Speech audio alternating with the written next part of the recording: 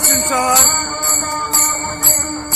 गुढी पाडव्याच्या निमित्ताने आजचा पहिला दिवस, पहिल्या दिवसाच्या वाशिम शहरामध्ये आली